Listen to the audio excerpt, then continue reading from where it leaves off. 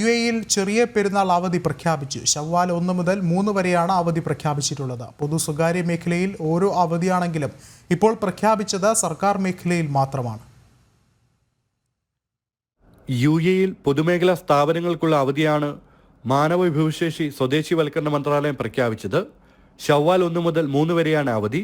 ശവ്വാൽ 4-ന് എല്ലാ ഓഫീസുകളും തുറന്നു പ്രവർത്തിക്കുമെന്നും മന്ത്രാലയം അറിയിച്ചു.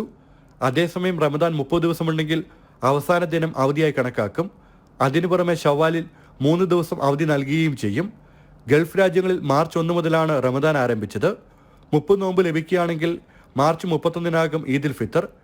ഈ മാസം 29-നാണ് ചന്ദ്രക്കല കാണുന്നതെങ്കിൽ ചെറിയ പെരുന്നാൾ 30-ാം തീയതിയായിരിക്കും. അങ്ങനെയെങ്കിൽ 3 ദിവസമായിരിക്കും അവധി. വാരാന്ത്യ അവധി കൂടി കൂട്ടിയാൽ 4 ദിവസമായിരിക്കും അവധി ലഭിക്കുക. ഇനി 30-നാണ് ചന്ദ്രക്കല കാണുന്നതെങ്കിൽ മാർച്ച് 31-നായിരിക്കും പെരുന്നാൾ. അങ്ങനെയെങ്കിൽ 31 മുതൽ ഏപ്രിൽ 2 വരെയായിരിക്കും ചെറിയ പെരുന്നാൾ അവധി. മാർച്ച് 29 മുതൽ ഏപ്രിൽ 2 വരെ 5 ദിവസത്തെ നീണ്ട വാരാന്ത്യ അവധി ലഭിക്കും. അതേസമയം ഷാർജയിലെ പൊതുമേഖലാ ജീവനക്കാർക്ക് വെള്ളിയാഴ്ച വാരാന്ത്യമായതിനാൽ ചില സർക്കാർ ജീവനക്കാർക്ക് പെരുന്നാളിന് 6 ദിവസം വരെ അവധി ലഭിക്കും. UAE-യിലെ പൊതു സ്വകാര്യ മേഖലയിൽ ഒരേ അവധിയാണെങ്കിലും ഇപ്പോൾ പ്രഖ്യാപിച്ചത് സർക്കാർ മേഖലയിൽ മാത്രമാണ്.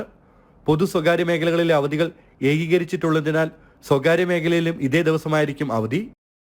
ജനം, ദുബായ്.